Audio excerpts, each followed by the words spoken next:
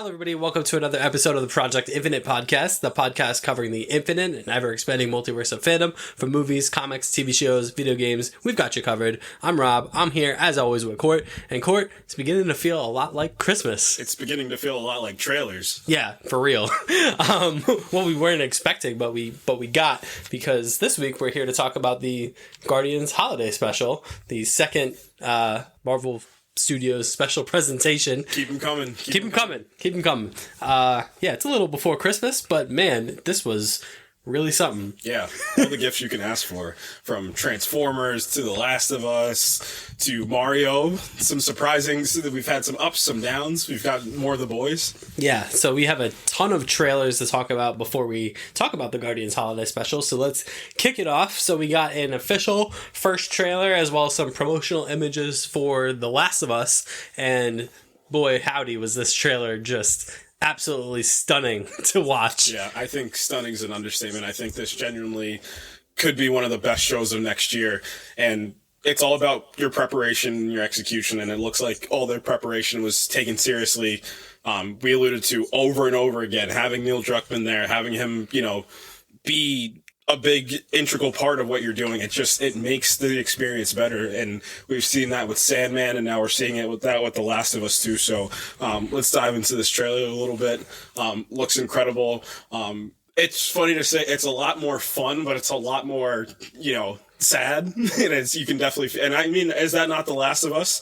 There's some moments in The Last of Us with certain characters, but at the end of the day, this story it's not only just like gruesome but it's gut wrenching. It's tough. It's one of the darkest reflections in gaming of human nature. And that's what, when I talked about me playing the first one, it was one of it's the biggest thing I took away. I'm so glad I played this game as an adult because, again, a kid might take this as a zombie, story, but an adult's going to take this as a reflection of what human nature is. Yeah, I mean, I said it before about this game that the apocalypse is really just the backdrop for the human stories behind it, and we got a lot of that in this trailer. Like the zombies and everything. Like you hear the clickers, you see the bloater, but again, it all serves for a backdrop for this just incredible cast of characters that we see throughout the trailer. Like we get more of Joel, we get more of Ellie, we see the more like kind of snarky comedic side to Ellie in this trailer, which I really appreciate. Yeah.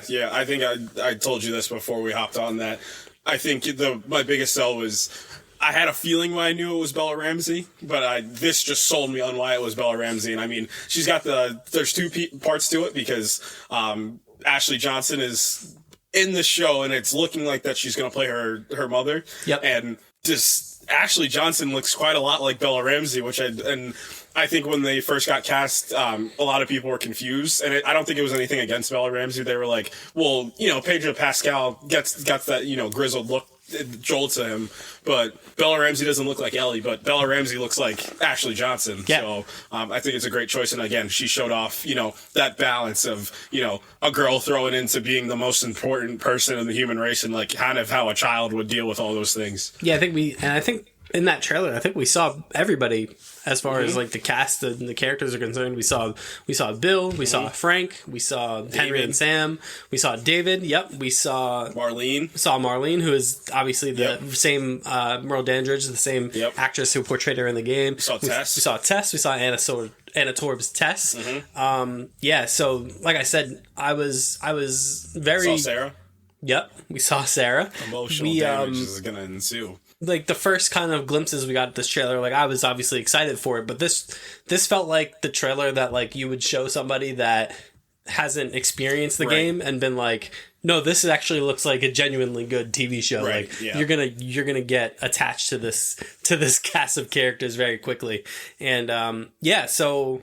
We did see we both saw Ashley Johnson and Troy Baker in this trailer. So Ashley Johnson is going to be playing Ellie's mother, which is very apropos. Yeah, that makes a lot of sense. It's a wonderful decision. And then Troy Baker appears to be part of David's gang. Yeah, I wonder if he's when we first meet David, I wonder if he's the guy that... James? The hatchet guy? Right, the hatchet guy that's with him when they both meet Ellie. I wonder if that's the route they're going to go. To give Troy Baker more of like a, notable role other than like Goon 2 and David's gang. Yeah. I think that's very smart. Like if they're going to give Ashley Johnson kind of an important kind of role in this, it makes sense to give Troy Baker the same. And Troy Baker has expressed before that he was kind of like enamored with David's character in the first game. So it makes sense that if you're going to cast him in this, you would put him in David's game. Sure. Yep. But yeah, man, this show looks absolutely incredible. Right down to even like the creature effects. Yeah, creature effects look great. You can tell a lot of time is being spent in the practical, and I mean, we just came off Andor, and I think what's going to happen is a lot more of these shows are going to rely heavily on practical. I think it's a decision. That's whether you use the soundstage or not. The only thing about the soundstage is you can't really get scope from the soundstage as much. That's why location's important, but it feels like their landscaping and some of these wide shots just look really incredible. Yeah, I mean, there's the shot, the Capitol shot. That looks really good. Yep.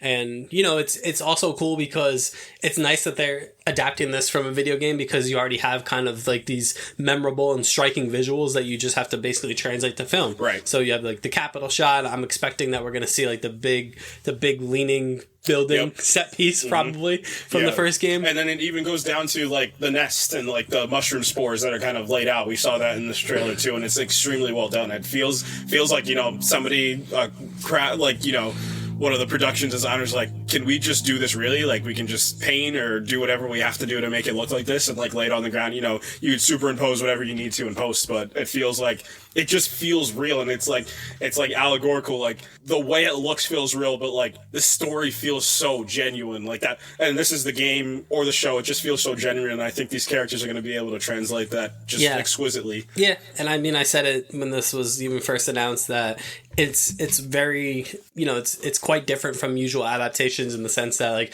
I truly do feel like this story is better suited for film and TV than it is for even the game that it's based on. You know, like there's an element when you're dealing with a video game. Obviously, there's your kind of role in the story, but like just being able to truly sit back and watch the story unfold without kind of like playing it and having to play it to go forward. There's something really cool about that, and we're a month away. We are a month away from episode 1. 2023. What a way to start 2023 with something like this. So I'm super excited. Obviously, you're going to have the Oscars in the beginning of 2023, and it's gearing up, and obviously the next trailers we're going to talk about, the next 5 trailers we're going to talk about, 2023 is gearing up to be just a year loaded with, you know, movies and TV shows and characters and products that we like and love, and I just can't wait to dive into that with all you guys. Yeah, and speaking of Pedro Pascal, we also got a release date for The Mandalorian, so it's going to be a big beginning of 2023 for Pedro Pascal because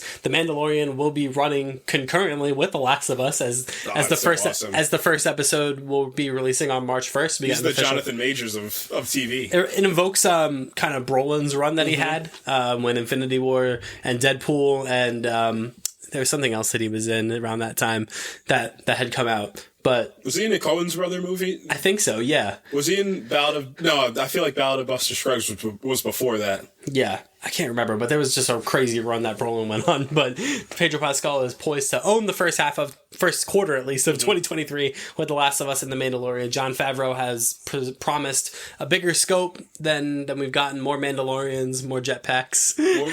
That's all I need. More surprises. So, more Baby Yoda. More Baby Yoda. So, you know, I think people have, in its absence, have become a little bit jaded on The Mandalorian. But I think, you know, as good as Andor we talked about last week was, I still think The Mandalorian is kind of like the crown jewel of what Star Wars has been on Disney Plus. So it's the perfect balance between, you know, Andor and like movie Star Wars. Like I think it's the perfect medium. Like Mandalorian does get pretty serious, it does get pretty heavy, but it still has that fun, you know, old George Lucas feel Star Wars that I think Dave Filoni and Jon Favreau are capturing quite well. And I believe I know Jon Favreau is directing a good amount of those episodes, but there's 2 episodes specifically that Dave Filoni's also on. So I'm not going to be surprised if we get, you know, those will be the cameo episodes, if you will, and the episodes where we're going to get some bigger implications or some bigger reveals. Yeah, I agree, and I'm looking forward to it. Obviously, when we talked about the Book of Boba Fett, the 2 Mandalorian-centered episodes were the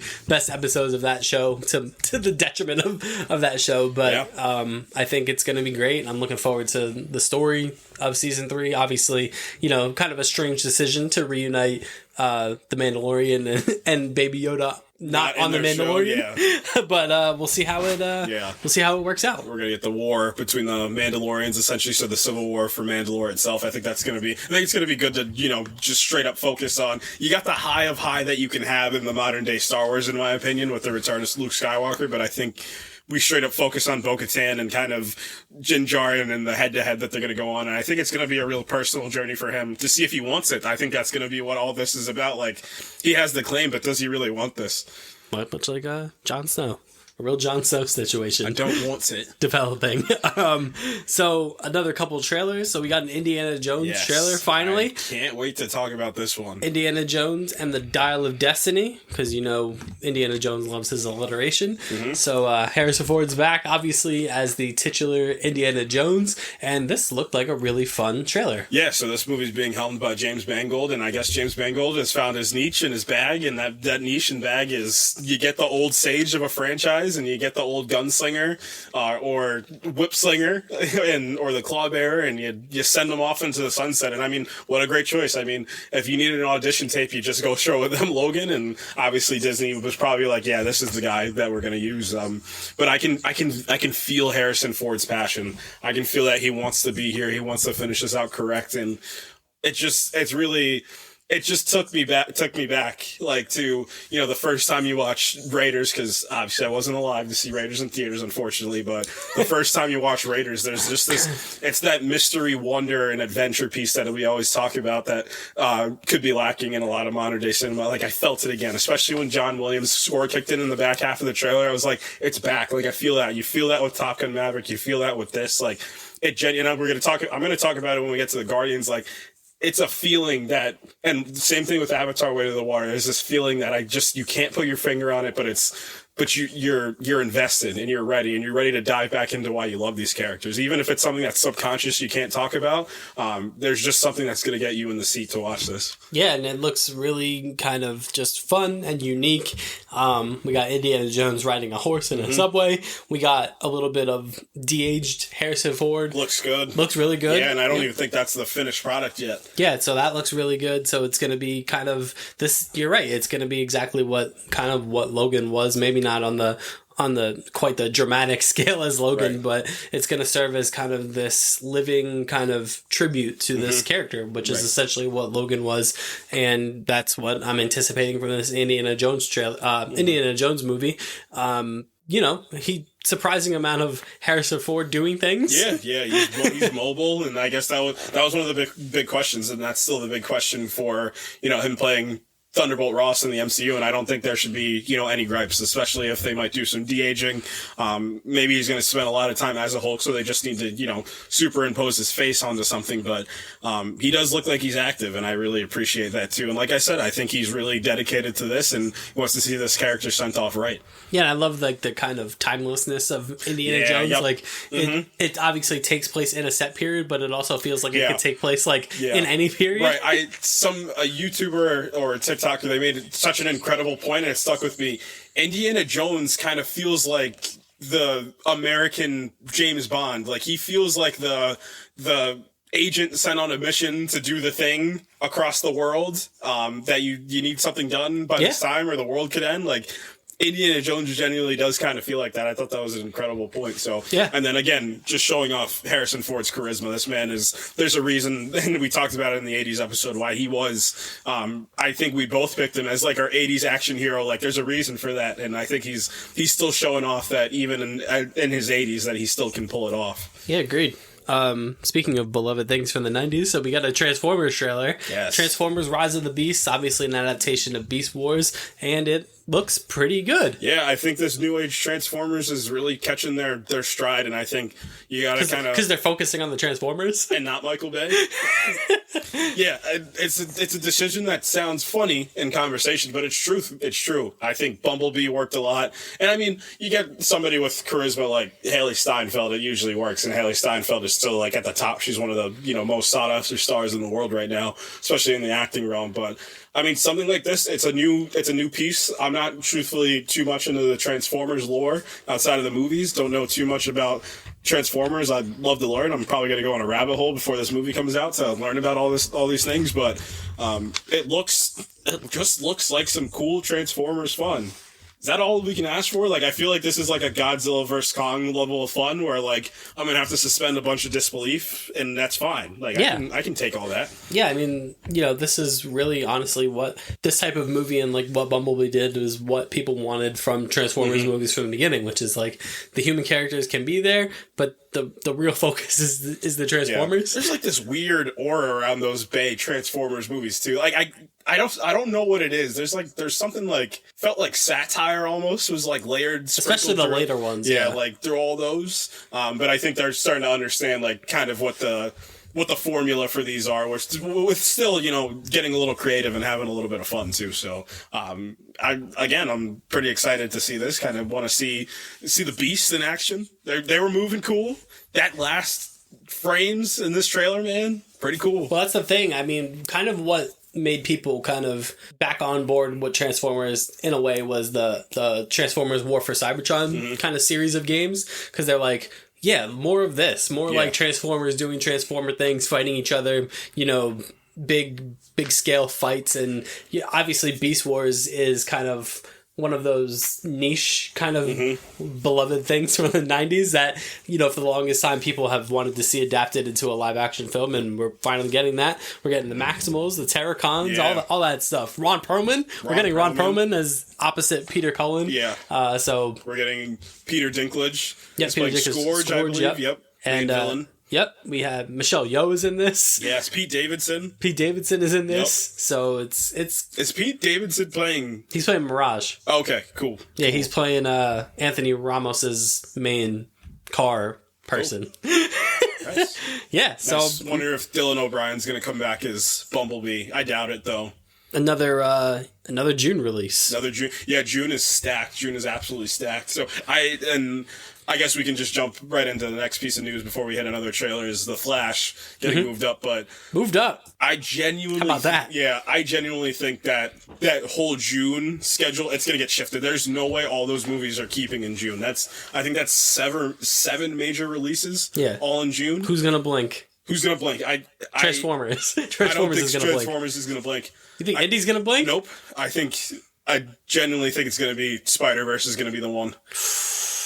I think they're gonna wait it out a little bit longer, or move it up, if they're ready, and they have such this like almost cult fan base, but like one of the most justified cult fan base, because I still personally think that's one of the greatest Spider-Man stories ever told. It is, and I think it's in my opinion, I still think that's like in the top 5 greatest animated movies of all time. This is like no bias in terms of like the superhero genre, but that story itself and the animation style I think is so innovative.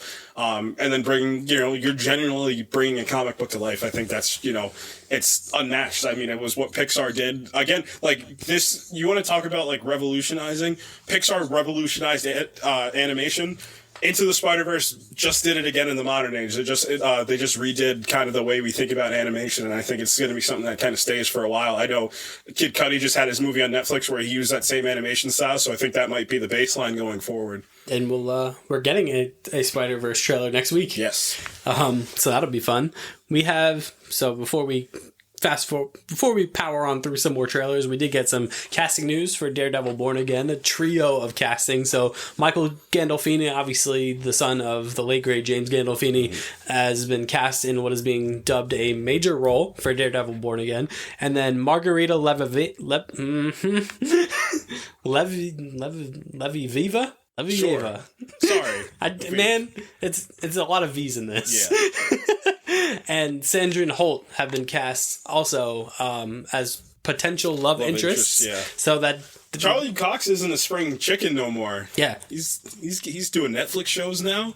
He's getting up there a little Everyone bit. relax. Just because they cast another woman in this doesn't mean that Deborah Ann Woll will not be back. Right. I do think that Deborah Ann Woll is going to be back. I think her and the actor that played Foggy. But I just think it's an absolute miss if you don't bring them back. You're bringing Vincent D'Onofrio back as like, notable, like Kingpin's back. He could now be in the Spider-Man movies. Like, you're not going to bring back the two of the main focuses. Yeah, I'd agree with that. But in terms of the casting, I do think that Michael Gandalf, I do think he's playing Fisk's son. That just seems like the most... he's just got, and Vincent D'Onofrio like immediately tweeted after that it happened that like he's super happy to have him on board. Like I genuinely think that's what the decision is, that he's just going to play his son.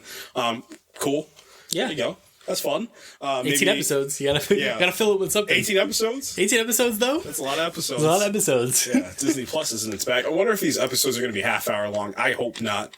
I hope they use the Flash and Arrow and the CW mentality, and you're doing a lot, but you're still doing 42 to an hour long. Well, I told you, I hope the show kind of takes the same approach that Andor took. Where it's like kind of like these arcs, sections of episodes that are like arcs, kind of, you know what I mean? Right. That's what I'm hoping for, because I mean, yes, we believe in the characters and the actors and the direction, but it's still a lot of TV to fill 18 episodes. So I do hope like Andor kind of opened a lot of eyes that like that you can pace a show that's several episodes and pace it in a way that makes sense. I think Andor, of all the Disney Plus shows, has done that the best so far. So yeah, I mean it's definitely good casting to get Michael Gandolfini when you can. Yeah, because he's hot right now too. Yeah. And I'm obviously looking really, really much forward to Daredevil Born Again. Yeah, I wonder if Elodie Young is going to still play Elektra. That, I guess, from that casting, that's probably the biggest question mark, is that if she's coming back, because she is dead, but we're in the soft reboot territory, so we don't know what's being taken from the show, what's being left, if that show counts, if that show doesn't count. I still have a sneaking suspicion it's all the whole, Charlie Day board meme where there could be a slight possibility that everything's all connected. And again, like, I'm talking down to your Cloak and Daggers, your Ages, like everything has been canon this whole time, but all of them have been going on divergent timelines this whole time. Yeah, I think we'll get kind of a variation of events where like it's mostly the same, but some differences. Gonna feel a little bit more comic booky, like some characters that you wouldn't see in Netflix might, be notable villains that he fought. Yeah, I'm not gonna lie, I like the fact that he's more acrobatic. Like, She-Hulk, like that's such like a small decision that I think is even cooler. Yeah, because I agree. He's got to be like, you're not gonna have him go against some of these characters and like just be throwing hands. And we talked about that with that and with Fisk and Hawkeye. Like, there's a comic book kind of buff that he got in the MCU where he's like really feels like this giant unstoppable man. So yeah, I agree with you about Daredevil. I think you gotta ramp up kind of what he can do so that he can be on par with these metahumans and superheroes and everybody else. Anything you want to see out of the show? Any storylines or any characters or anything specific you want to see? Team ups. I mean, that's the big thing. I think what they are going to do. I think they are going to bring back at least some of the Defenders in this. I think again, breaking down like that kind of arc structure that I was talking about, I think a mini like Defenders arc would be kind of cool, where he teams up with like Jessica Jones and maybe even Luke Cage, and does like a little thing with the Defenders. I think that would be cool. Yep. I do think, just because it's been so popular, I do think Chip Zdarsky's run on Daredevil is going to get used. What would be cool, and if this show is truthfully going to be like, an mature, like they're not going to leave that in the past, they're going to kind of keep it tried and true to what the Netflix show was, I definitely could see that prison arc paying off. Like, throw him in prison and have him have to kind of, live every day to day like that too. Kind of that arc with the Punisher where he kind of takes over the mantle for a little bit and then Elektra takes over the mantle. That might be seasons past. But what I think that truthfully this is going to feel like, I think it's going to feel like Mark Waid's run on Daredevil. Mark Waid's run was truthfully like, because you went through Brian Michael Bendis and he did so many things, and then you go to Mark Waid and Mark Waid's like, you know what?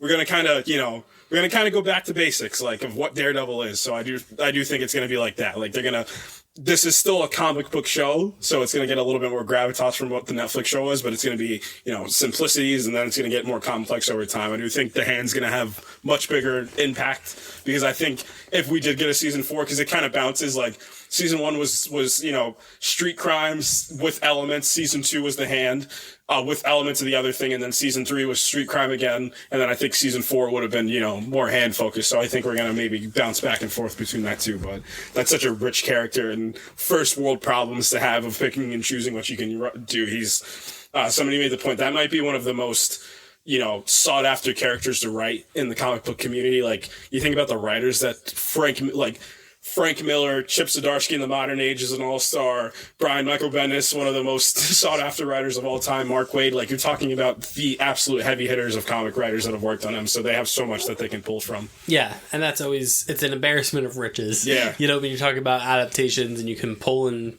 pick and choose and adapt whatever you want. And that's a really good place to be as long as you do it right. Yep. You know, moving back to the trailers, we got a trio of other trailers to talk about. So the Boys spin-off, Gen V got a trailer. It looks like the Boys. Looks like the Boys. There's gore. Don't have a ton to say about this. Yeah, there's blood. Yeah. They're in college. Yep. It's the Boys. Yep. Clancy Brown's there. Yep. And I mean, we'll see. We'll see. We'll see if this kind of captures the same type of magic that the Boys has. Yeah. And I mean, I feel like it's a solid placeholder because I think the Boys it's hitting that show frame where it's like, I think the Boys hit its absolute height in season, and not like that the show can't get better, but I'm talking in terms of popularity. Like, it was like talked about this show is not for kids either. Like, this show was like the #1 each week trending on Twitter show for a little bit. Yeah. Like, everybody was talking about this show. So I do think that, you know, if this show is able just to, you know, just get the watchers that are watching the show back, and maybe you don't get all of them, but maybe you get a couple. You know, you have your references to the bigger Boys universe, but it's funny, somebody was making the joke, like, the superhero universe that makes fun of the superhero genre just did the thing that the superhero genre does with spin-offs. I thought that was funny, but isn't that the point? Yeah. I think people were taking it wrong. I'm pretty sure that was the whole point of this. Yeah, so, I mean, like I said, we'll see. It's a lot of unknowns surrounding this show but that's not unlike the first season of The Boys. Yeah. Like, nobody really knew what to expect from that either. So, Homelander's having a great week, by the way. Shout out that Metro Boomin album. And then we got just a quick casting note for The Boys. So we have a casting of Huey's mom in season 4. Who's the actress? I'm sorry. Off the top of my head. It is. Stalling for time? We're stalling for time. Get this guy some help. I have to go deep into Twitter to Simon Pegg's coming back. Yeah, so that was the big thing. Simon Pegg's coming, because that was the sell. Like, Simon Pegg's coming back, and then we are getting Rosemary DeWitt. Yes, I beat you to it. There it is, and there it is. And obviously, freaking, why can't I think of his name right now? Negan. Yes, yep. Well, that was the big one. That's like the massive one. Yeah, but yeah, he showed off some kind of just a quick little set picture. I told you, Eric Kripke is one Infinity Stone away from reuniting the Supernatural crew. He just needs to get Jared Padalecki on board. He should do it. I don't see why he wouldn't. Have him be the Homelander clone. With great hair. Yeah. We got a Bad Batch trailer earlier today. Yeah. Again, looks like the Bad Batch. Why is it always the Bad Batch? Why has it got to be the Bad Batch? Why can't it be the decent batch? Like the okay batch. It's always the Bad Batch. Yeah, it's just more Bad Batch clones and just continuation of that universe. Yep. Looks pretty good. Yeah, looks solid. I think the first season was fun. You know, trying to capture that Clone Wars feel, which it's difficult. It's infinitely difficult. That's one of the best animated shows that had such a great run. And then it had the audacity to go back again and get the kids that grew up with it when they were older, like me, and got them back in. So, I also need to check out that Tales of the Jedi. I haven't checked it out yet. Yeah, I've heard some good things. I've heard it's good. And it's short. It's like they're like 10-minute each. Yeah. So like within an hour you can bang out the whole thing, but I have to go and do that. And then we got another Mario trailer. Yes. It looks fun. Good. It looked fun. Yeah, it was... You know, the first one, it's a teaser. So and we even said it. You got to take teasers with a bit of a grain of salt. Not a huge grain of salt, but like, you know, don't judge. A pinch? Just a pinch, you know. A little Salt Bay action of judging. But this does look pretty fun. It looks like they're going for it. Got all the Mario elements in there too, showing off some more of the voice cast as well. So, yeah, I do think this movie's going to do some numbers. I genuinely... People underestimate how popular Mario is. Yeah, yep. I wonder how this movie's going to do overseas. I think this movie could do really well overseas. I think it could too. Different dubs. I think this could be a perfect storm situation for animation. It's gonna grab people our age. It's gonna grab kids. Obviously, like Mario is still big for the kids. Nothing will beat when we saw Into the Spider-Verse, though.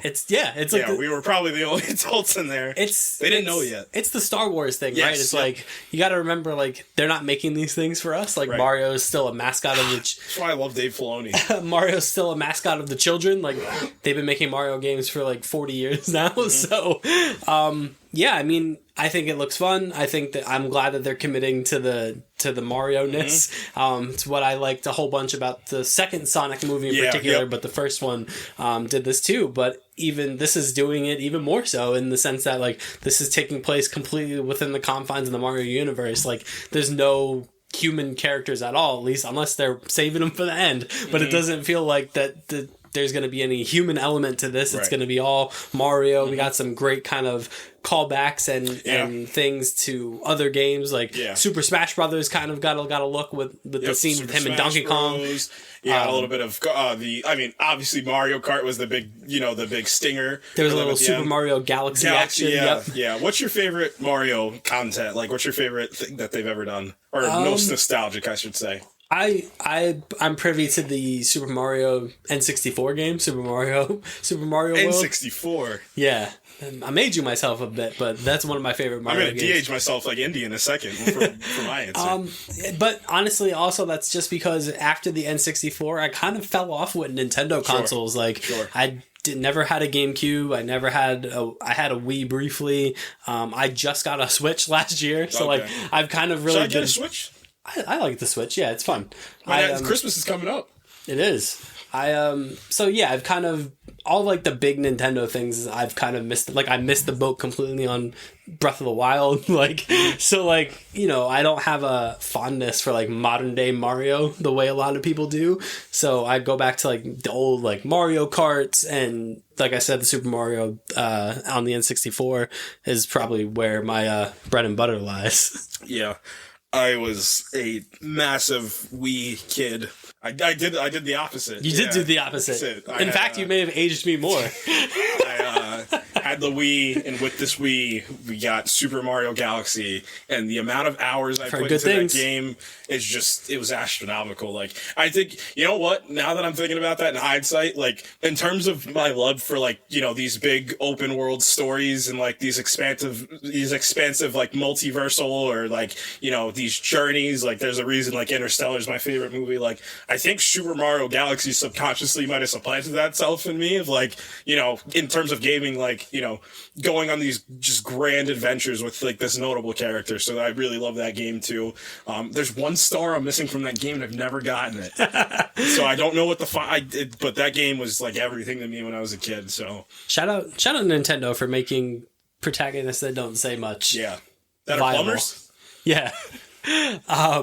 We got the only other note I want to make of this trailer. Obviously, Jack Black still feels like he's going to be great. Yeah. Anya Taylor-Joy is putting in a pretty nice Princess Peach performance. I like that Princess Peach. I think she's very, taking charge. A lot of powerful character. I really appreciate that. So yeah, they obviously did away with that. I mean, is she doing what Timothée Chalamet did with like the King to get ready for Dune? Like she's getting ready for Mad Max Furiosa with playing Princess Peach. Yeah, that sounded crazy, but I think you get what I mean. Yeah, I do, and I like this take on Peach. I mean, people are like, oh, why is she? The way she is. We're not making another damsel in distress. Well, and I mean, truthfully, Peach hasn't been a damsel in distress since like those early Mario games. Like ever since then, she's kind of been like on equal kind of footing. So I don't know. I think it's cool. I'm looking forward to it. I think we got a little wahoo. Yeah, a little wahoo at the end. Not a bad road. So looking forward to it. We talked about The Flash a little bit ago, but just another note on the TV series will be releasing in February. Yes. And it's the final season. This is it. I mean, I've talked about it on here. That show for a while was my favorite show. That was the show. Comes out on my birthday every year. It's wonderful. So that show, and I mean, it meant everything to me. And it's funny. I was, I hadn't read any comics in a little bit. It'd been like a couple weeks since I'd picked up a comic, and I was just, flipping through, pick something up before I go to bed, and I had. I was looking at Flash Rebirth, and that was like, once I got back into reading comics like 4 or 5 years ago, that was the first one that I bought was Flash Rebirth. And I don't think people understand how like rich that character's lore is. And I think the TV show is a perfect reflection that they were able to get 8 seasons out of that. And that comes with, Greg Berlanti and kind of like the showrunners, having the wherewithal, stay tough, and, give us everything that we'd wanted out of a character like that. But a lot of that comes out to Grant Gustin too. I think think he turns in probably one of my favorite TV show performances. It's adaptive. It changes over seasons. He has discernible arcs. He doesn't stay the same as a character.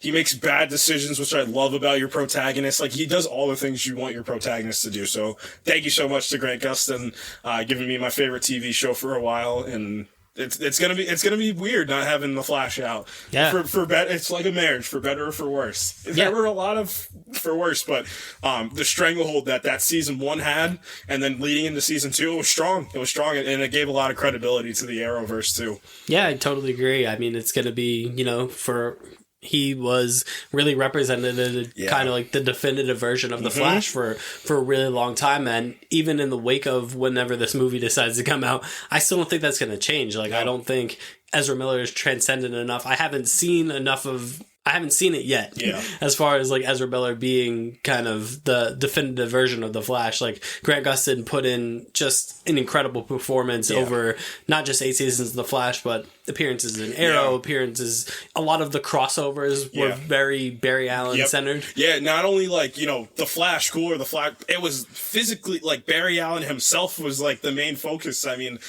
he had almost all of them, if I'm not mistaken. I mean, the wedding was, the backdrop to Earth X. Oliver got the shine in the Vandal Savage crossover, the Legends of Tomorrow backdoor pilot. But again, Grant, you don't get that without Grant Gustin and this like emotional, every guy type of mentality that he bought, and this kind of like this nerdy guy that like the Spider-Man mentality, like this nerdy guy that gets, glorious purpose with these powers, but chooses to use them for good. So yeah, we know Jessica Leslie is reprising her role as Ryan Wilder to play Red Death.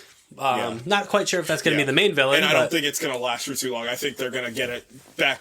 I think they're going to get it back to the GOAT. They just needed, I feel like at this point, like with this last season, like people have been clamoring kind of for them to do Red Death. So they're like, all right, here it is.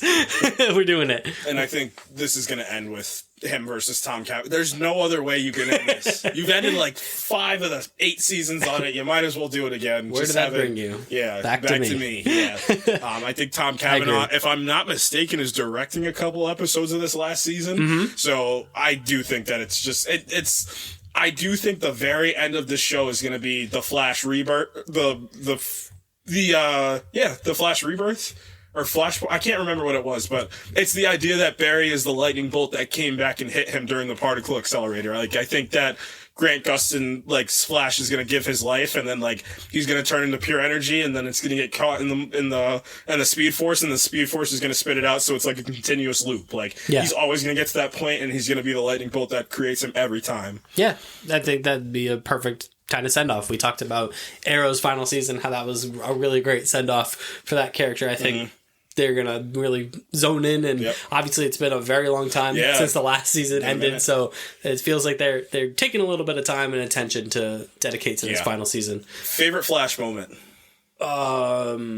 Jeez, I really like. I do really like the confrontation that he has with Savitar at the end of season 3 when he reveals his identity.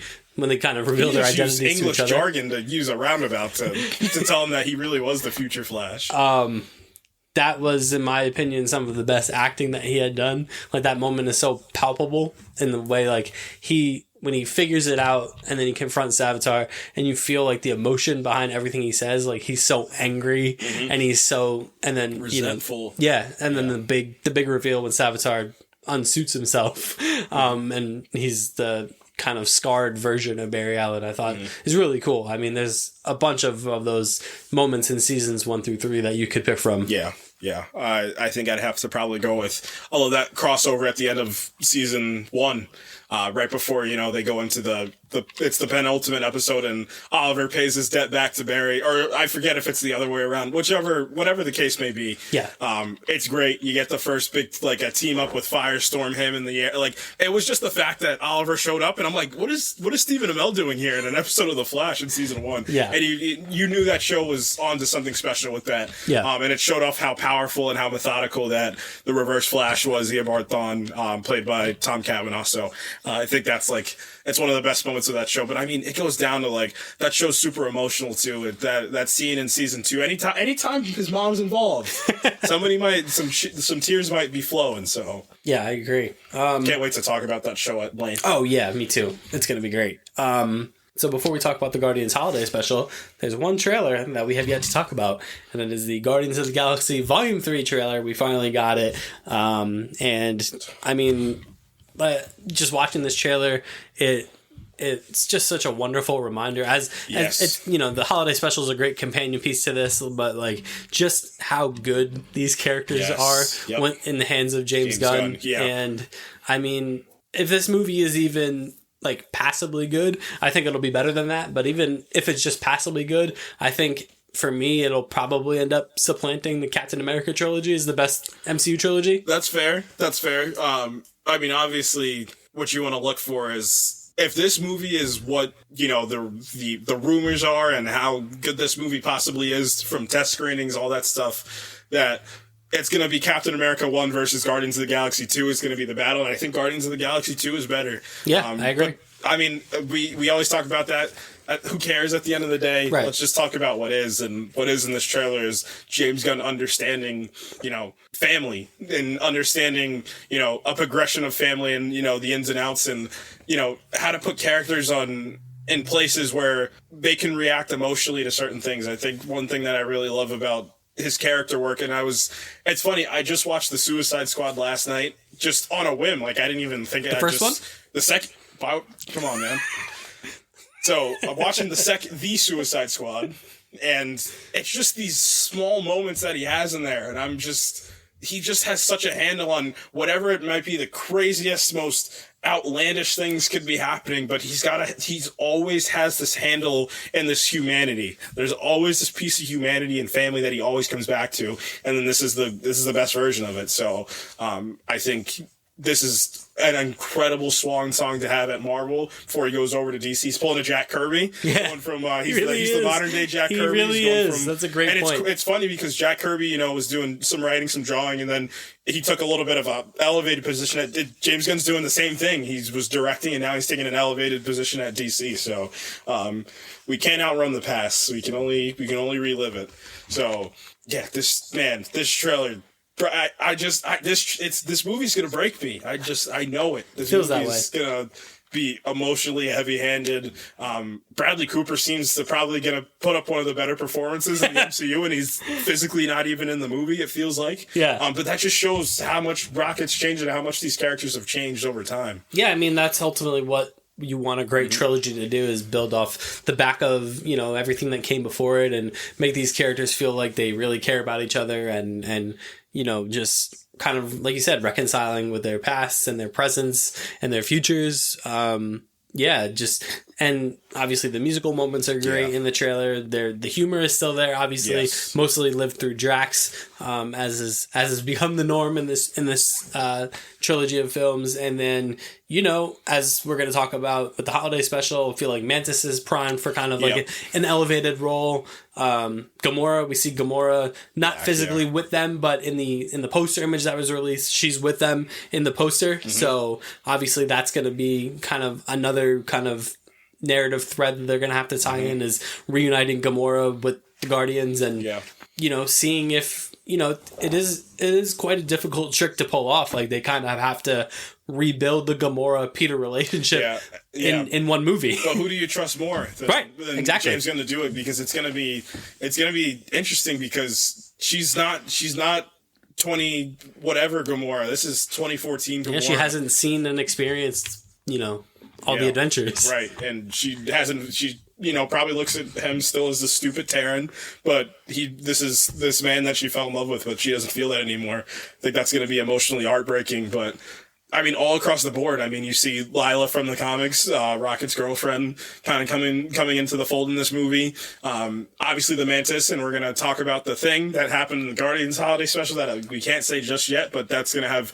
probably huge implications on one of the relationships in this movie. But I think Dave Bautista is primed for, the performance of, listen, I'm funny, but like kind of what they did with M'Baku and Black Panther will count it forever. I think that's kind of where Drax is going to live. Like, cool, I'm this funny guy, but there's stuff I've got a past. I mean, who did that well was the Guardians of the Galaxy game. He's got these funny moments. He's more this fish out of water. He's a little bit more savage, a little bit more comic tracks, but he's got some sad moments, like some truthfully sad moments. So I think James Gunn is going to break our heart, but also, remind us why he's so great. We got a brief look at Will Poulter as Adam Warlock. Yes. Still not quite clear what his role in this is going to be. Yeah. And I mean, this could be more groundwork of anything. This cast is already big, and you got to try to, put to bed some of these characters. But I think by the end of this movie, we're going to get a new Guardians of the Galaxy. Yeah. A Guardians of the Galaxy team probably with a little bit more powerful. Yep. Something that can contend, because if you're going to face the threat you're about to face, you probably want to, a little bit more heavy hitters. So, I don't think you're going to see a Nova or anything like that, but I do think that Will Poulter's going to be in the fold. Like, it's funny that I know it probably didn't have anything to do with anything, but this Guardians of the Galaxy game was such a blueprint for kind of how to handle Adam Warlock too. And I think there's going to be a lot more to him. I wonder if we're going to do all the Magus stuff, because he was absolutely integral to the Infinity Gauntlet storyline in the comics. So I wonder if they're going to, save him for a little bit, give him maybe a special presentation, because Walter's still young. I think they're going to truthfully invest. And I think we keep talking about this world level and then the street level, and then, this multiversal level. I think the cosmic level is probably the thing that they're going to go after. And the Marvels also being within a 3-month span of this movie too. I think they're going to kind of focus on all these things and kind of get the ball rolling on, how Adam Warlock might interact with, Carol Danvers, who might interact with Nova, like all these big other planetary things. And then who knows, by the time you hit the X-Men, you have the Shi'ar out in space, you still have the Kree and the Skrulls. So Galactus is out there. Galactus is out there. Yeah. Once you get the true explorers of the MCUs, specifically through Reed Richards, like we really could start to dive in. What I would love one day to see in the MCU is Annihilation. I think Annihilation is one of the better comics from the last, when did that come out? 2006-ish, something around that, 2007. So over the last, 15 years, I think Annihilation Annihilation feels a lot like The Last of Us in a way, because of how, like, I'm talking about in the way it's really like, it's so defeated. Like everybody Nova like comes back to Earth, and like Nova's like, I've been fighting for my life, and you guys have been arguing about if you guys need registration or not. Like, the universe is ending and you guys are arguing about things that don't matter right now. Like, I think that would play real well depending on who you get as Nova as well. But yeah, the whole point is, I think this cosmic, as much as this story's going to end, I think the cosmic MCU is going to really start on a track. Yeah, I totally agree. And like you said, there's nobody I trust more with setting the building blocks for that than James Gunn. Mm-hmm. Well, let's talk about this Guardians holiday special. Yes. It's Christmas time. It's Christmas time. Ding, ding, ding, ding, ding. Sleigh bells are ringing. Sleigh bells. Santa. Kevin Bacon. Yeah. Kevin Bacon's back. Cool. Love you, Kevin Bacon. To be honest, as far as like a plot synopsis goes, there's really not a ton to talk about. It's a pretty straightforward story. Peter's sad about Christmas time in space, and Mantis and Drax are like, we'll make him feel better. We'll throw him a little Christmas party, and we'll bring Kevin Bacon. Yeah. So I mean, and that's essentially the plot. Yeah, it's simple, but I think some of my biggest takeaways are this idea that we were talking about with Thor: Love and Thunder. How the Guardians didn't feel like the Guardians. This immediately felt like Guardians. It felt so refreshing. Felt like putting on like a pair of comfortable shoes. Yeah, I think I immediately just threw on Guardians of the Galaxy 1 as soon as this was over, because I got that feeling back I hadn't had in roughly, because I think I made this point earlier today of 2019. I would say more 2018, because how integral that the Guardians were. I mean, Thanos is the father of Gamora, so how integral their story was and how they kind of built it. 2019, they just arrived back, obviously, so I can't really count that, but I haven't felt the Guardians like that. We haven't felt that in 4 years. It's been a full presidential since we felt the Guardians being the Guardians, so it was so refreshing. I just love seeing all of them back together. Groot's an adult now. Yep, we're back. He's like a college kid age, I guess. Groot's back. Rocket's back with Cosmo. Cosmo the space dog. Fun. For all my Guardians of the Galaxy game fans out there. Yeah, it was cool that we saw Cosmo a little bit in the first one, right? Yes. Well, I mean, he just kind of ran out. She. Now we find out. Yeah. She kind of just ran out at the end credit scene, but glad that they brought her back and, is going to be a member of the Guardians of the Galaxy, which is really cool. Telekinetic dog that can speak. Telekinetic dog. Do a voice modulator. Yeah, that can speak any language. Russian. Man. Yeah, let's dive in. Let's talk about this. Let's break down our categories. Yes.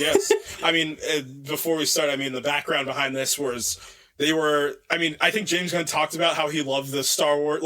I think he was fond of the Star Wars holiday special when he was younger, and then they were filming Guardians, they were just normally filming Guardians of the Galaxy Volume 3, and then James Gunn was just like, hey, I think Kevin Feige came the one day and he's just like, wouldn't it be cool if we did a holiday special? And then they all laughed, and then the laughing got harder, and then somebody pulled out a whiteboard while everybody was laughing, and then they started writing out ideas. Now we have this cool holiday special. Yeah, I will say this. I think this is genuinely a thing around Christmas time that you can throw on with the family. And watch. All your MCU families out there, this is the perfect thing. This and Hawkeye, maybe sneak Iron Man 3 in there. I don't know. Shout out Shane Black. But yeah, it's a great, entry. Obviously it's never going to reach your elves or, any of your big hitters. But in terms of, comic book properties, this is a great entry to throw in. It's got there. A hell of a Christmas themed soundtrack. Yeah.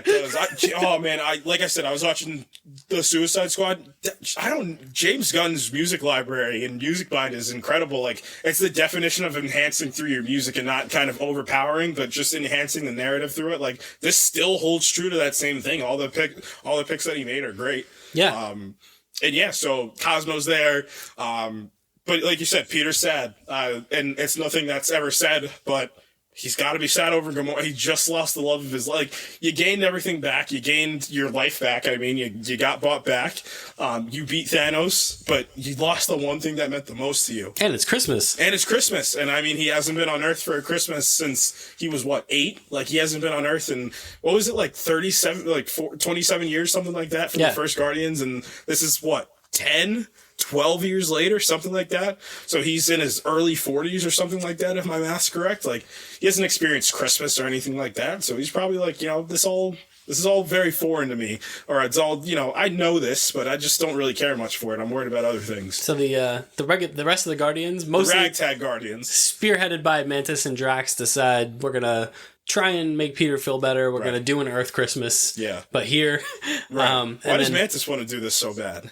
Well, that's the big part of it, and it's kind of just thrown out there for us that she's Peter's sister through Ego. Mm-hmm. So I know it was presented to us in Guardians 2 that it was somebody that Ego picked up in his, explorations to kind of help him be more, have more solitude, be a little bit more controlled. But it's found out that he did, birth he was with Mantis's mother, and she also was one of the children that possibly can get that power. Still don't know why he was the one. I wonder if they're going to expand upon that in this third one of why he specifically was able to do all these things that all these other children couldn't do. So, but with that being said, the biggest takeaway that they are related, they're siblings now, and she's just well, I want to do something nice for Peter. I think that would be great. The Zargnuts are back. Yep. The jokes are back. The jokes are back. It's genuinely, the jokes are genuinely funny. Yeah. And like you said, just going back to it, how they were presented in Thor: Love and Thunder, they felt hollow and they didn't feel like themselves, and then this, everyone felt like themselves immediately. again. Immediately. So they go to Earth. They go to Hollywood Boulevard, which is hilarious. Yep. Mantis sees a Steve Rogers impersonator, and she just yells Steve and jumps right into him. He's just who the heck is this? Drax beats up a Transformer. Yep. Because GoBots killed his cousin. These are genuinely funny jokes. And then they go get drunk. Yep, they get drunk. Yep. They go clubbing. They go. Mantis uses her powers to rob a woman. Yep. And tell me where Kevin Bacon lives. And then they go to Kevin Bacon's house, and Kevin Bacon is chilling. He's I just got these presents for my family who's out of town, but they're going to be back in a little bit.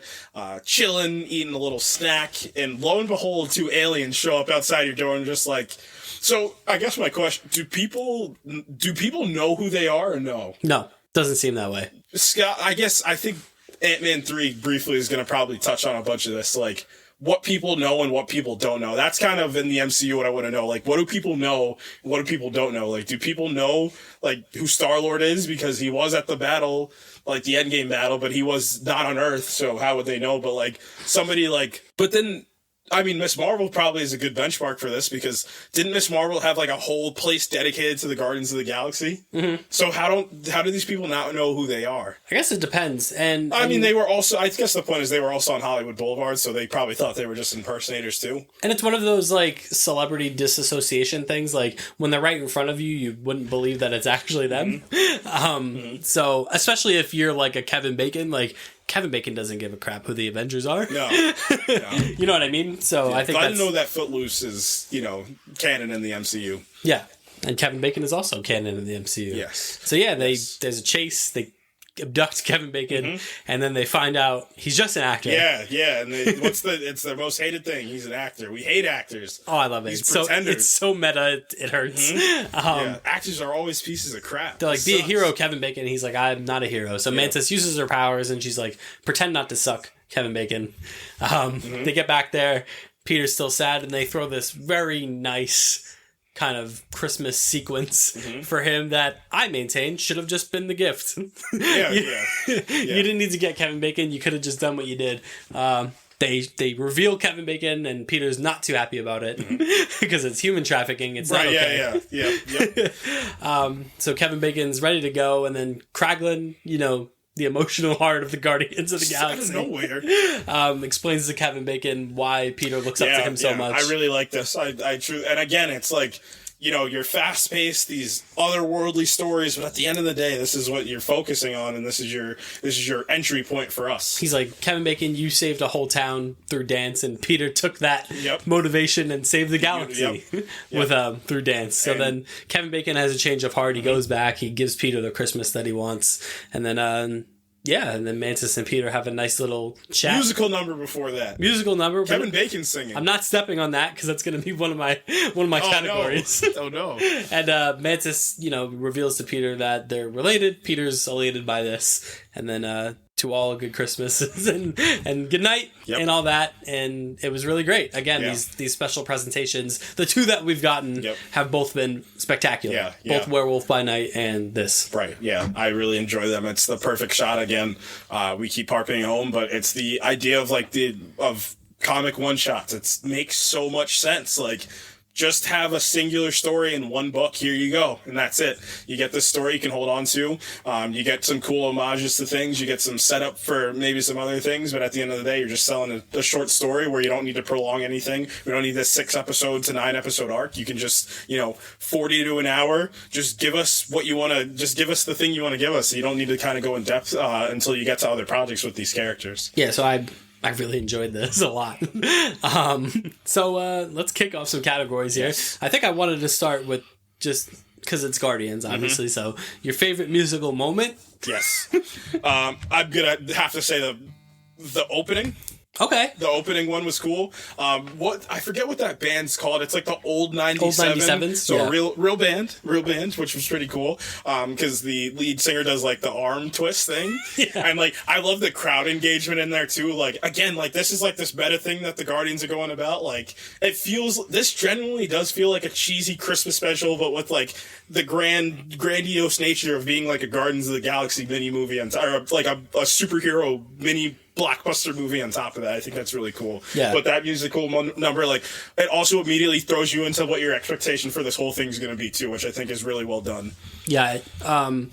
It's the end for me. It's the end for me. The end song by Kevin Bacon and the old 97. It's Christmas time again. is so great, and it's so heartwarming. It's just the perfect cap to this 45 minutes of just joy and Christmas and family. Right. And it's just really great. And you can it's a really feel good moment for you and for Peter. And I loved it a ton. And I think, that again, he knows how to do music in movies better than just about anybody at this point. This soundtrack that he's building for 3, I think he said it's going to be a lot of 8, because I think the first 2 had a lot of 70s with like, you know, a toe dip in the 80s. Like, I think this one's going to be a full out 80s montage. And if you know us and you've heard our shameless plug for the 80s episode, I think one of our best episodes. I love the 80s, so I can't wait for something like that. Yeah. What do you got for me? You're DJing this one. I DJ'd the last one. Okay. Well, we don't really have an action sequence, so we can strike that. There's like one. It's the chase. Right. The Kevin Bacon chase. But I will segue into your favorite moment or scene in this. It's easily when Mantis reveals to Peter that that's his sister. Again, it's just understanding the emotional heartbeat of your characters. And I think that it's funny for something that so like, not minuscule is not the right word, but you know, something that's not universe shattering, like that Chris Pratt still brings it. Like he still brings it as Star-Lord. I think this is like this is his best role in my opinion that he has. So he still gets what made the magic about the character, and it's little things like that. Just kind of, you're my sister. You're my sister, and he's like, this is the greatest. Like, you don't understand what you just did. Like, I've been feeling so sad, but alone. Yeah. I know I've built my family, like, you know, Rocket and Noise, we jacked, like, but you're my, like, you know, I needed that. Like, I needed to not feel so alone in the universe. So I think this might be the end of Mantis and Guardians of the Galaxy 3 as well. I think to rip that rug right under us is something that it feels probable. Yeah, I can see that, definitely. I'm going to go back to the touching moment between Kraglin and Kevin Bacon. Realistically, it is the moment between Peter and Mantis. I mean, that's the moment that the whole special is pretty much building towards. So obviously that's probably the best moment. But man, I just really like Kraglin kind of breaking it down, and then like Kevin Bacon being like a hero in this at the end, after like he's motivated by Kraglin's speech. I really like that moment where he calls his wife and he's like, is it cool if I come home, you know, a little bit later, because he's got to do a musical number. Yeah. I thought that was really touching. Yeah. You guys have service in space? He's just like, yeah. We got I love that they address that head on. Yeah. Because it's the same thing that like Captain Marvel does. Just like, you guys think you're the only planet in the entire like universe. Like, that doesn't work like this. I love that they addressed that head on, because as I was watching, I'm like, how the hell does he get cell phone service out here? And then not 5 seconds later, he goes, how do you get reception out here? And he's like, oh, just a couple well-placed, powerful satellites. Yeah. So you can get anywhere from like 13 billion miles away. It's cool. There you go. Your favorite world building or lore moment? Probably the fact that the Guardians now own, so that's something that we didn't mention. Took mine. Yeah, the Guardians are the owners of nowhere, which I think is going to play into Guardians of the Galaxy 3. That's pretty interesting. That was very interesting. Wonder where that's going. I was like one of those things kind of out of left, not like bad out of left field, but like I wasn't expecting them. Why would they purchase Nowhere if not for a reason? It feels like from the trailer that fight between Adam Warlock and Nebula takes place on Nowhere. That has very a Nowhere feel to it. So I wonder what the deal is and why they said we need to have Nowhere. Maybe it's this fact that I know, as much as, you know, we might not love the iteration that we see of the Guardians and Thor Love of Thunder, one of the things that it did do is this idea of, like, they are truthfully the Guardians of the Galaxy. So, like, and they joked about it in Infinity War, like, you know, might get paid for this. Like, true, yeah, they actually, like, probably have racked up quite a bit of, you know, credits over the last 10 years of guarding the galaxy, plus whatever they got for, you know, saving the actual galaxy in the first one, like, knowingly, like, that was like a known save the galaxy, and then, you know, unbeknownst to the entire universe that they saved the galaxy in the second one, but still same concept. They probably racked up a lot of money, and they said, like, let's get a home base. Like, let's get a home base. And I think this Guardians roster is about to grow. I think it was Al Ewing that wrote the Guardians for a little bit. He had a really cool Guardians run, I think 2 years ago, where like, it was like Cosmic Ghost Rider, Silver Surfer, like all these characters, like it was like the Guardians team like grew to like these more cosmic entity, like bigger named characters. So I wonder if that's going to be like their home base is going to be Nowhere. Yeah, that would have been mine. If I had to pick a different one, I'm just going to say the existence of Cosmo. The existence of Cosmo. I think it's just, we stand a good boy. I think we just, or a good girl in this case. Or a good girl. I think we just, I think it's just cool that, again, leave it to the Guardians of the Galaxy to introduce and utilize these kind of weird kind of Marvel characters, like a telekinetic Russian dog. I think she's a great kind of replacement for Groot as far as like the kind of like mascot. Yeah, I was mistaken. It's Donny Cates. I forgot Donny Cates wrote Guardians for a little bit because I think it was off the back of Silver Surfer Black. If this is my shameless plug for something that doesn't have to do with this, but read Silver Surfer Black. It was one of the best like solo shot stories of a character. It's like True Detective season 1 in space of like this character that feels so alone. Is just so like sad and like. But this doesn't have to do with anything. The whole point is that Donny Cates wrote it, and I think that's could be what they're kind of doing, getting like a big, more cosmic team for the Guardians. But yes, let's go with. Do you have a favorite line or piece of dialogue in this? I mean, it's from the same. I mean, it might be that Kraglin line, that kind of line of dialogue he had, like, you saved the universe by dancing, and Peter used that same thing to save he saved the whole galaxy by using you. Like, he took inspiration from you and he saved the galaxy. Like, it's one of those, we talk about world building, that's one of those hero moments, like, you finally get we don't get that a lot, like the why of the hero moment. We get the what of the hero moment, but that's the truthful why. And I love how it explains what some people think is like one of the goofiest hero resolutions in any MCU movie, which is the dance off between Peter and Ronan. Yeah. And it's because Peter was inspired by Footloose. Yeah, and people don't understand. He was a kid when he was taken. He wasn't like some adult when he was taken. Like, obviously he's going to use the influences that he knew from Earth, and that was one of the big ones, was Footloose. Yeah. Mine, I'm going to go with the more comedic one. It's the exchange that Mantis and Drax have about when Mantis is like, do you want to help your friend or do you want a funny little man? Yeah. And then there's a beat and then Drax goes, I want a funny little man. Yeah. Drax and Batista are both obviously bringing their A game in this. So I really like that. I like Drax in a Christmas sweater. It's really fun and just a constant reminder that, yeah, there's a lot of heart in this, but there's also a lot of well-timed, very good humor. I should have also said for my favorite lore moment or world building is that Kratos is canon in the MCU when the kids think that they took a picture with the God of War. So that's fun. And then I guess favorite shot. Do you have a favorite shot in this? I have one. If I'm not mistaken, I feel like there's why don't you go first?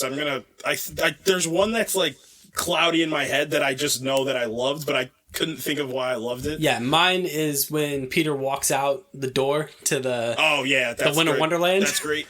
That was really, again, it's something that I feel like maybe people our age haven't experienced in a very long time. Like that wonder of Christmas. I was just having a conversation about being a kid again. And he walks out and there's the big light show and the fake snow and like Nebula's there like reluctantly kind of participating in all this. And that shot was it's a shot filled with Christmas joy. Yeah, like, again, like, this is still like a cheesy, special. Like, yeah. But that's the point. Like, it's paying homage to those cheesy specials that we used to have. But it's also doubling down on it and kind of making it's supposed to make you feel good at the end of the day. You need that feel-good story sometimes. So, yeah.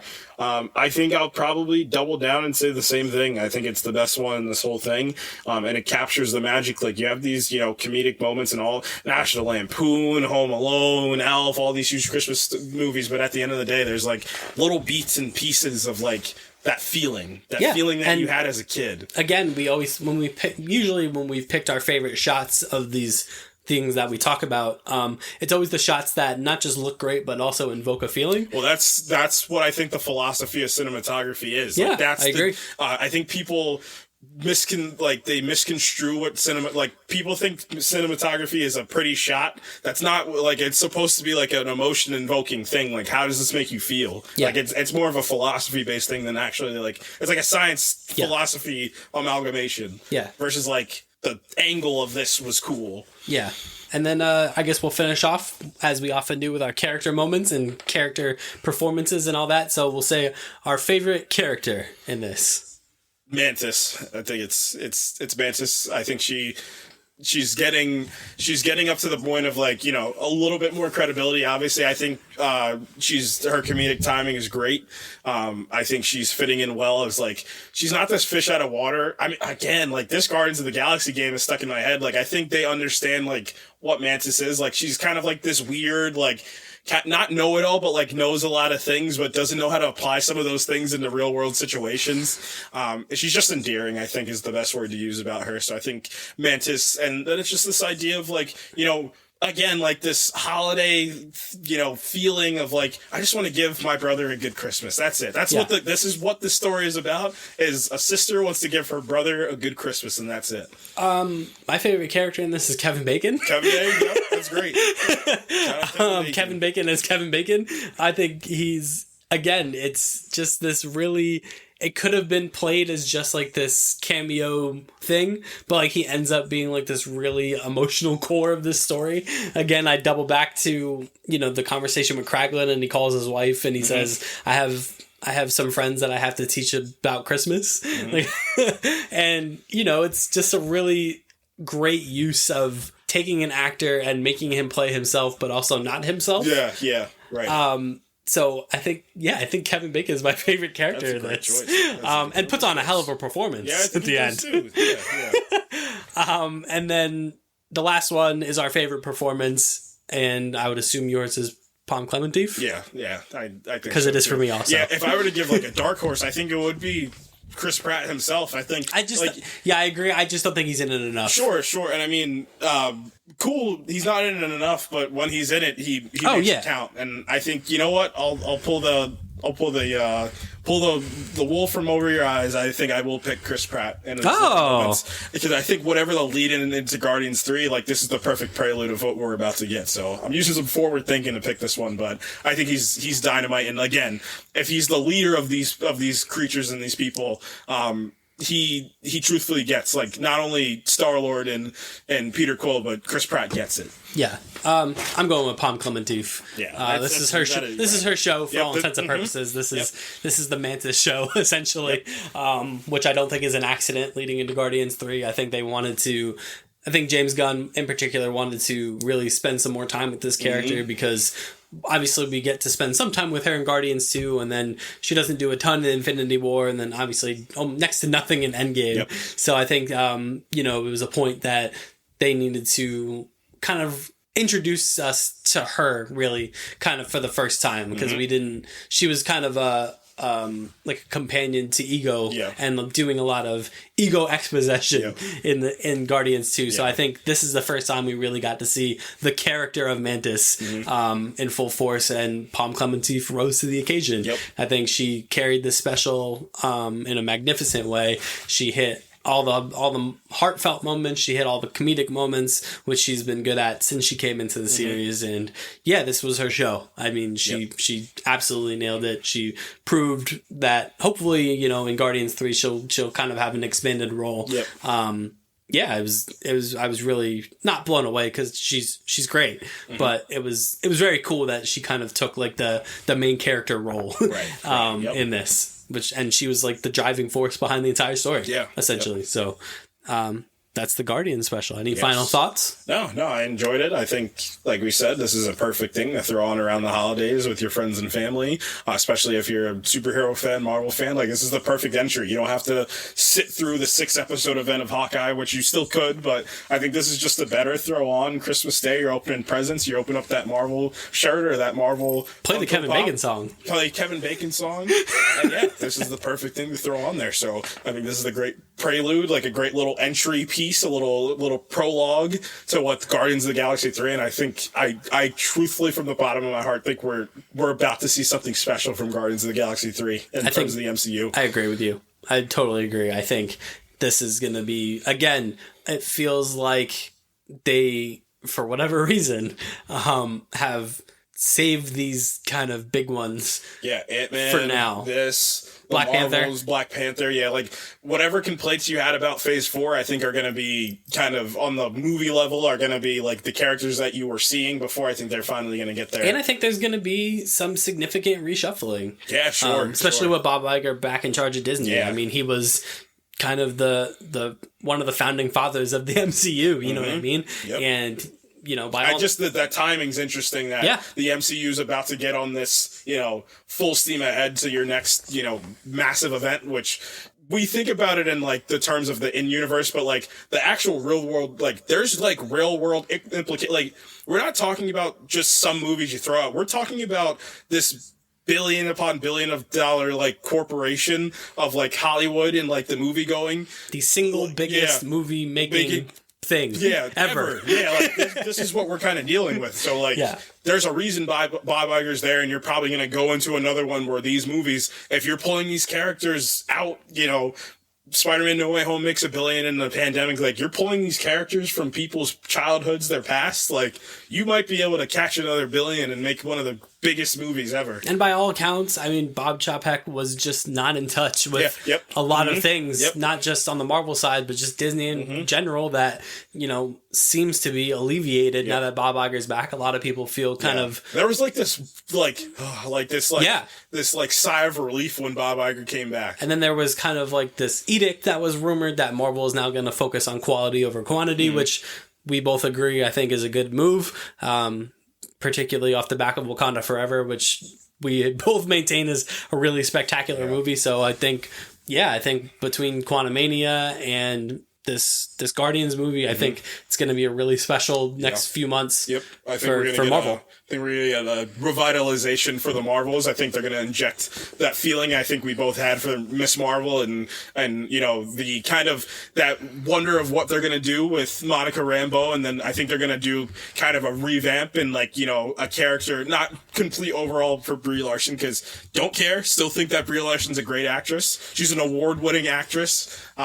We know why you don't like her. So I think they're going to kind of keep all those things in account, but it feels like, I forget what universe we were talking about. It feels like they're on to something and like they're getting back on track to what made them so great. I think so. I think that's the perfect way to put it.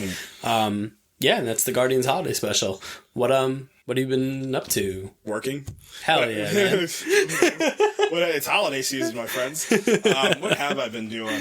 You've been playing The Last of Us. Yeah, man. I've been chucking through the Abby section of The Last of Us. And I mean, I think we briefly I don't even think we talked about it on here of how I feel about it. It's the pacing of how the game's structured, because I think you do that probably 10 hours earlier in the gameplay than halfway through the game, if I'm not mistaken. It's almost like playing the game over again. Right, yeah.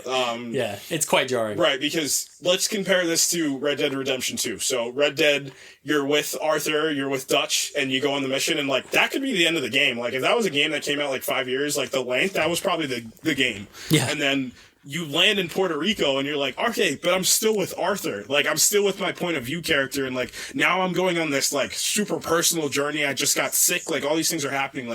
This game just kind of takes you complete and throws you into another character that just killed one of the most beloved video game characters of all time, which I don't think is the worst.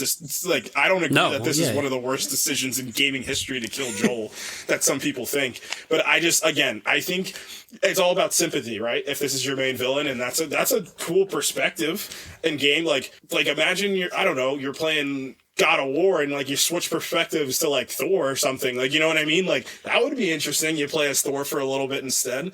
It's the same kind of thought process, but again, you got to do that earlier if you're going to do it, because finally you're getting your weight bearing with Ellie, because you're playing as a full game as Ellie, unlike the last one where you're just playing small missions, but you're Joel most of the time.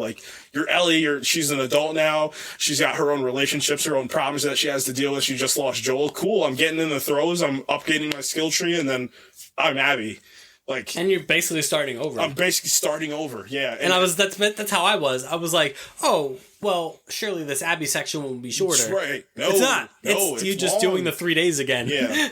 Right. As Abby, and it is quite jarring. Yeah. I think my fix, as I was thinking about it, was an alternating kind of thing would have been cool.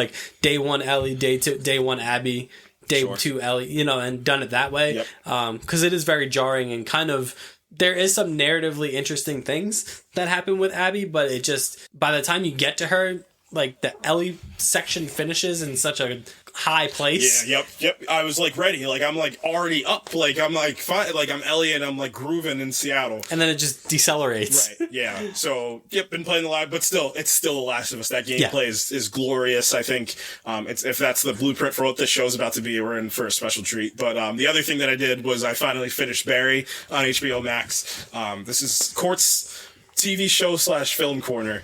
That show is incredible. I think it's one of the best shows I've seen in recent memory. It's just, again, it's this satire, extremely dark humor, but the path that the Bill Hader takes his character. And again, I made the point, like, it's funny, like, you make fun of these SNL guys, but then they go make these shows that are like critically acclaimed and are sweeping at the Emmys every year. Like, there's a pattern. Like, there's a reason why they were picked for, by Lorne Michaels to be on these shows. Like, so it's so mundane and it's so sad, but this story breaks your heart. And it's like, it's this satire piece about this contract killer that wants to be an actor, but it's so much deeper than that. It's a real reflection of human nature. You don't think a show like that should get you that emotional because it's labeled as a comedy, but I think it's far from that. I think it's a reflection piece to some extent too. And I think Bill Hader absolutely brings it. I mean, I still think that The Bear might have the best performance of the year, and was Under the Banner of Heaven this year or last year?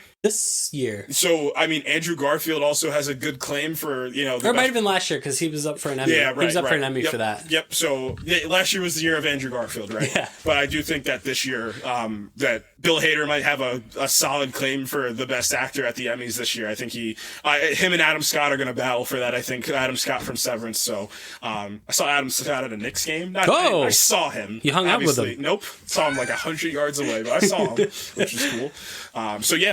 Barry, go watch it. It's 8 episode seasons. There's 3 seasons, and I think the 4th season's going to be the last season, if I'm not mistaken, and ended on a really solid cliffhanger. So I think that's some top tier television. I'm probably going to get into. It's award season, so I'm probably gonna turn my movie hat back on and keep writing, keep watching, cool. And doing what we love. Before I get into what I'm doing, I do have some breaking news. Yes. I don't know why the Hollywood Reporter consistently does this to us while we're filming. So DC again has come with some late news. So first and foremost, I'll save the big one for last. First and foremost, Henry Cavill has apparently filmed a cameo for The Flash, which is interesting. That's supposed to be his daughter in The Flash. If who knows? We don't know. I don't know what this movie is. Couldn't tell you. So that's interesting. Which, I mean, based off the end of Black Adam, it feels like Henry Cavill is full on. He's back. He's going to start doing a bunch of things for DC. Speaking of Black Adam, a Black Adam sequel is unlikely. I'm not surprised.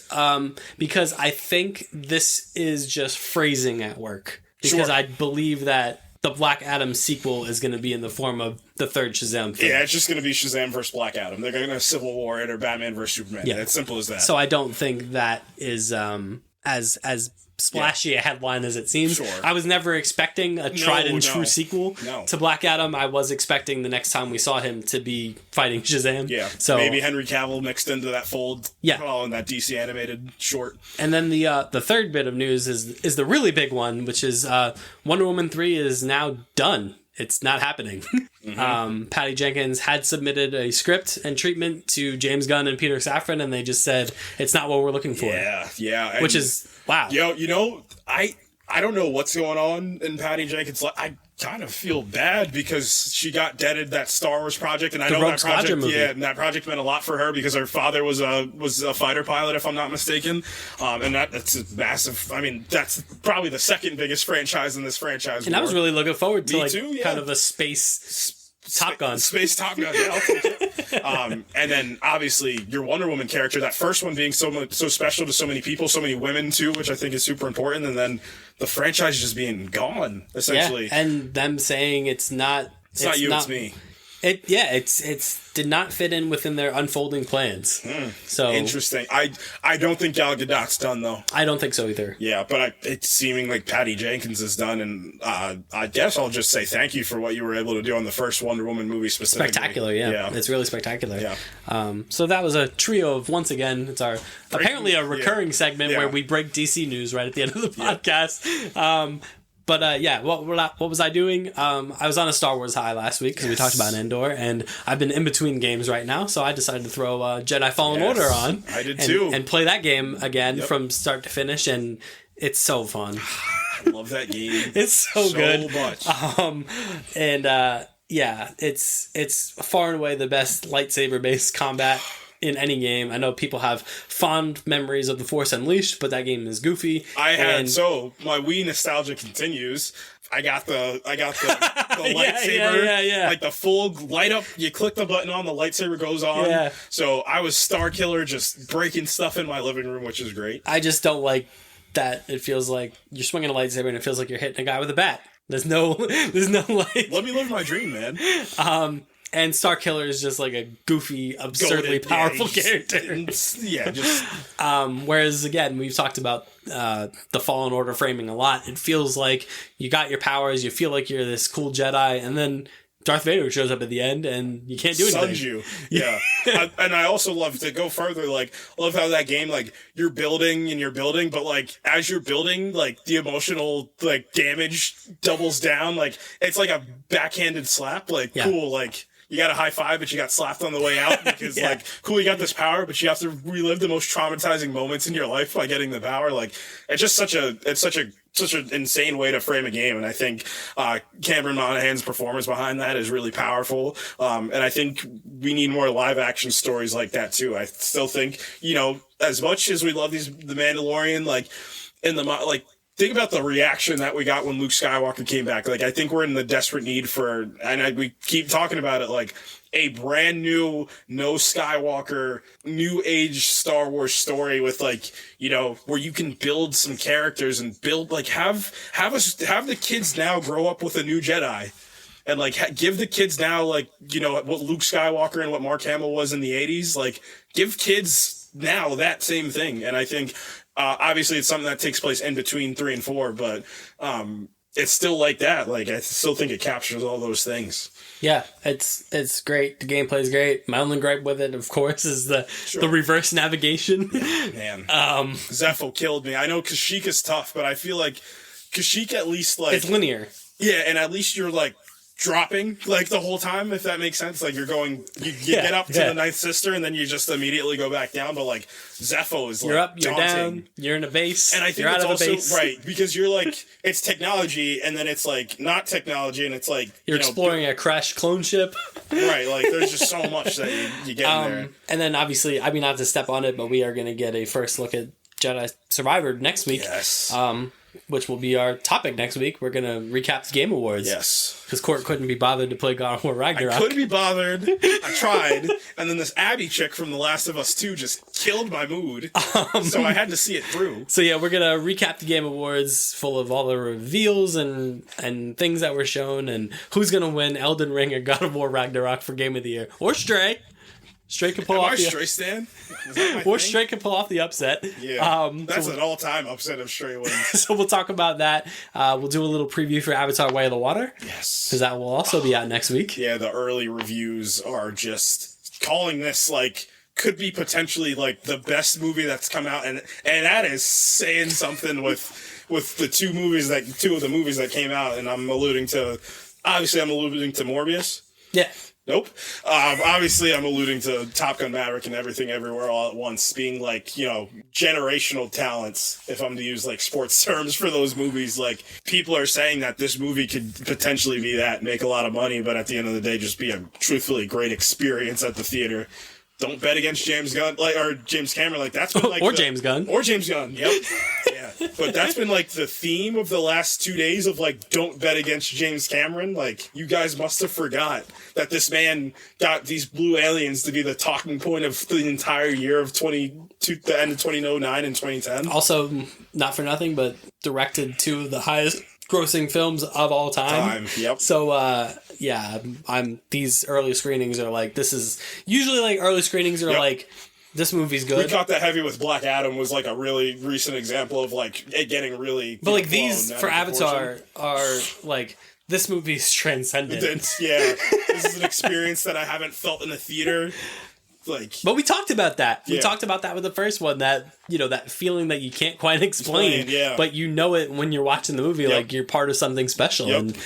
And for all intents and purposes, this second one is doing the same thing. Yep. And just better. In the great words of Pete Maverick Mitchell, Colonel said, "You're part of a dying breed." And James Cameron and Tom Cruise said, "Maybe so, sir. Not today. Not today. Yeah. We're still going to the movies. So still enjoying that theater experience. Definitely look forward to that. So that being said, you can follow us on Twitter at ProjectINF_pod. You can follow us on Facebook. New episodes posted there every Wednesday or Thursday. We thought we were back to the regular schedule. Yeah. We're not. No. And we won't be next week either. Yeah. It's the holidays, man.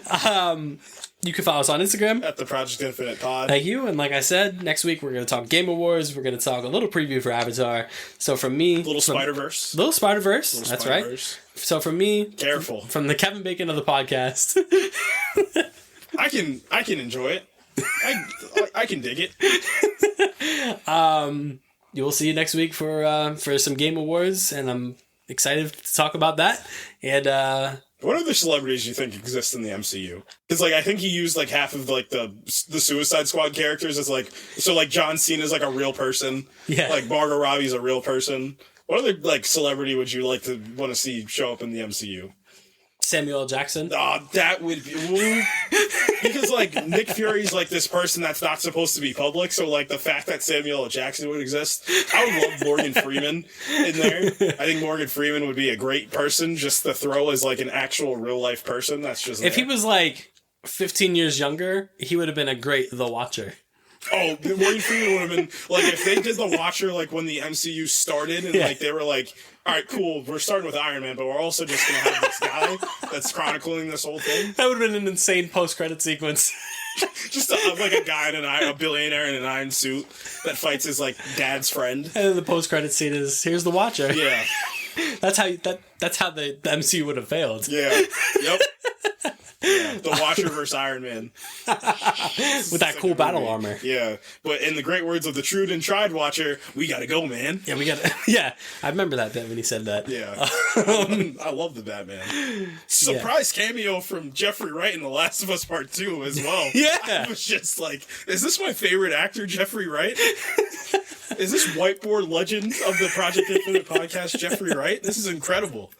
You put Jeffrey Wright in anything, it's gonna be a mega hit. I feel bad for Wes Anderson because he's releasing his movie. Can I go off on a tangent for a minute? Mm-hmm. So he's releasing Asteroid City, and it's Wes Anderson. And the throw that of sounds June. Made up. While I'm talking, could you find the June slate because you're gonna see how many movies are releasing? I guess Hang on. Do we have some more breaking news? DC is looking at ending the Aquaman franchise with Jason Momoa and recasting him as Lobo. I knew it. You think they're gonna recast Aquaman? Because I don't think you should go through these movies without your sea guy. Just said they're looking at ending the franchise. So wow. I don't know what that means. Wow. All right. Anyway, continue with your whatever you're talking about. I mean, this is all around. Stop doing this, Hollywood Reporter. Yeah, you're interrupting me. You're interrupting Court's Film Corner.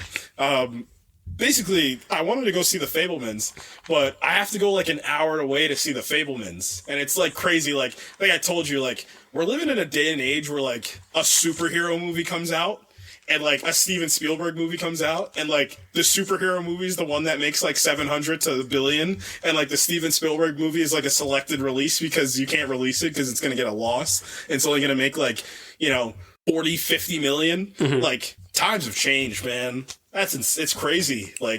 If I said that same sentence to you 15 years ago, you would have thought I was insane. I was a crackpot. But that's normal. That's the normalcy now is the superhero genre. And I mean, we didn't even talk about the Tarantino thing. That's been the big talking point of the film community over the last couple of weeks. I think we touched on it last week briefly, but we haven't really gone in depth about it. But it's just the landscape's different. Yeah. It's real different now. That June slate is Spider-Man Across the Spider-Verse, Transformers Rise of the Beasts, Strays? Cats? No, Will Ferrell movie. Dang it. Mm-hmm. Elemental, The Flash. Pixar, yep. The Flash, and then Indiana Jones at the end.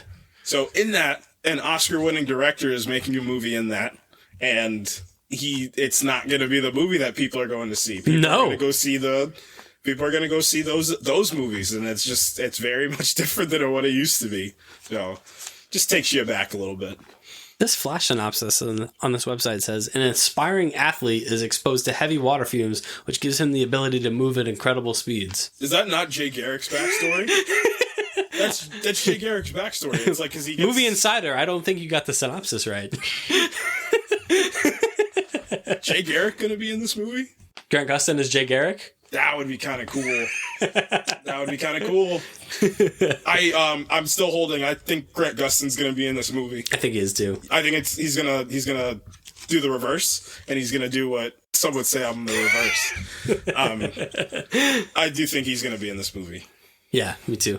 All right. Well, we gotta go. We gotta go before the Hollywood Reporter says anything else. The most outlandish thing. The Marvel bought DC.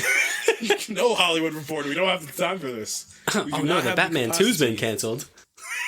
Why would you say that? Because I genuinely thought it, and I was gonna get real sad. I would have immediately. That's my phone background is Robert Pattinson's Batman right now. Don't say that. Guys. We're getting out of here. Like I said, before anything else crazy happens.